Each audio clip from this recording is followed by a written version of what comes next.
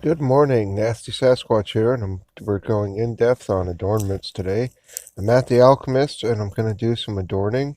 But first, we're going to do a quick recap on the adornments, where you can put them, and what they are, what their quick differences is, and where to get them. If you take a look at your equipment, you can put adornments on your armors. You can put adornments on your weapon, and if you have the Phoenix, a shield from the Phoenix raid boss. My good one's in the blacksmith right now. But if you have one of these, they have adornment slots. So when we're taking a look at adornments, it's important to note there's two different types of adornments. We have weapon adornments and we have armor adornments. Yeah, this inventory screen, that's also a weapon adornment. I thought that armor adornments. Okay, so with those two different types of adornments, you'll have a lot of different things going on, but for the most part, I've noticed that weapon adornments have the most variety in what you'll find. You'll find things that cause, like rot, uh, different elemental attunement adornments. You can find adornments for causing a variety of effects.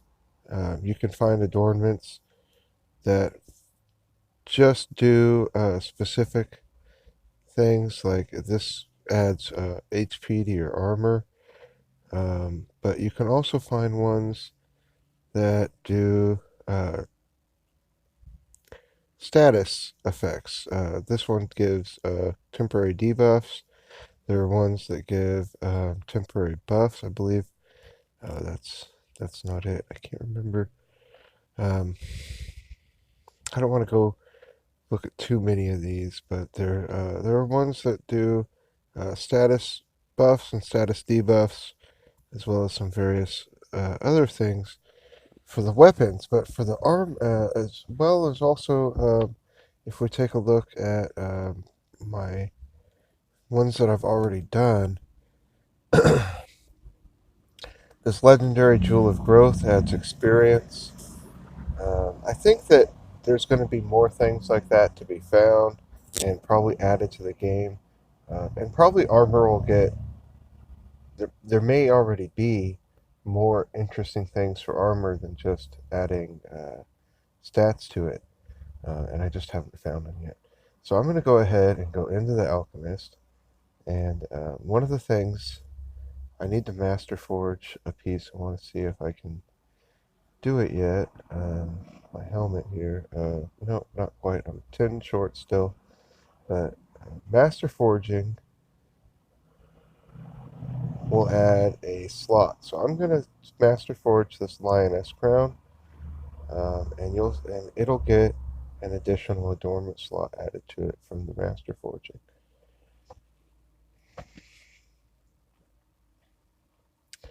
So if we go in, see, there's quite a few adornment slots on the lioness crown. And if we go ahead and go in to do some master forging on this, um, okay, so the way it seems to default sort it is to put the ones that it just seems to be like a flat add of the stats. So the higher amount of stats will go up to the top. So we'll just kind of, for now, since I don't have a lot of specific adornments picked out, I'm just going to use what it says is the best, or has the most stats. And I'm okay with that. Now, one thing I want to point out, look at that, 41 million to do this. I'm actually running out of gold from doing a lot of master forging, or from doing a lot of adorning. But today, I want to get as much of my equipment um, with adornments on it as possible. And I'm not putting a lot of strategy into it today. I'm just, I just want to get my my equipment boosted. When I was doing my weapons the other day, I tried to put a lot of strategy into it.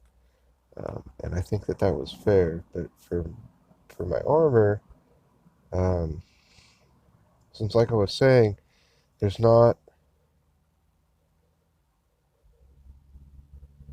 this large amount of variety of stuff like there is for the weapons. Like, I'll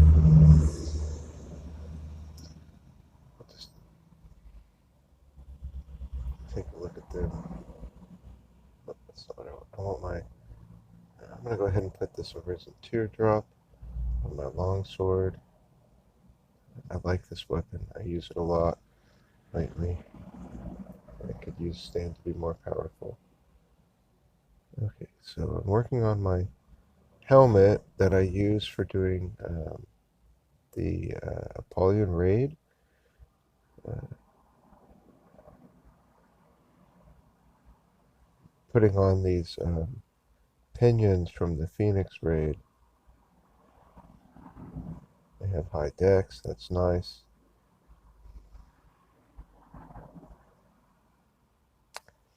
Where's another piece of armor that I use frequently? This might seem funny, but I'm looking for uh, tier 9 boots right now that I. Here we go, my Viper Mage boots. I use these all the time in Arena because they have the dragon resistance. And these days, dragon resistance is really strong in the arena because of the large amount of uh, Bahamut tamers going around. So I did that. I also want to do my Dust Cowl. So this has fire defense on it. And if I know that I'm going to be facing against like an Efreet in a Kingdom War, or facing against a Bahamut who I think uses Crimson Gazer, I like to use this Dust Cowl that has fire resistance on it. It's very important to have a good balanced set of resistances.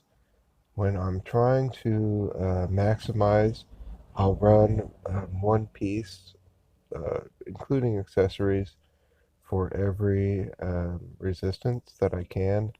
Um, uh, but mainly, I want to focus on running the four elements.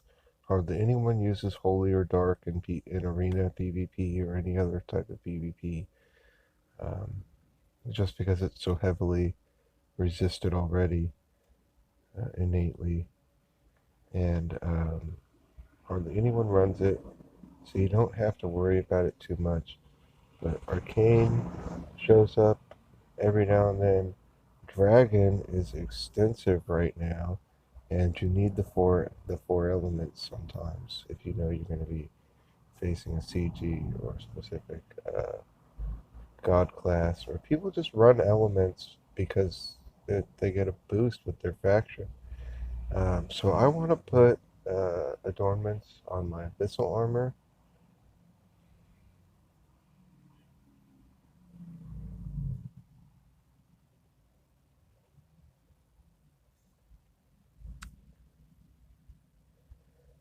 So, like I said, with armor, there's unfortunately not as much strategy as there is with um, weapons. So you can see there how it goes. Let's take a look at the armor pieces that I put together here.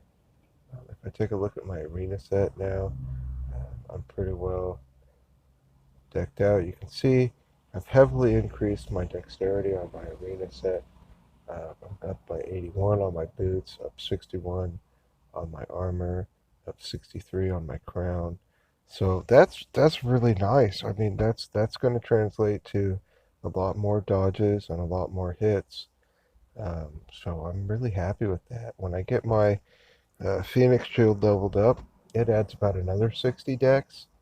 I just got lucky with what I put on it, so you can't go wrong with those. So, real quick, I'll show my weapons and what I did with them. So I use this as an arena sword, and you'll see this sword now causes burning, mag down, attack down, defense double down, mag down, and attack down.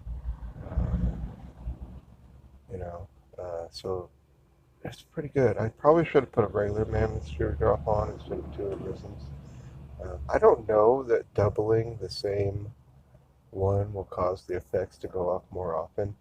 And in fact, if I look here, this staff I use for raids and for gauntlets and stuff, and I hardly ever see that resistance down or those mag or attack downs.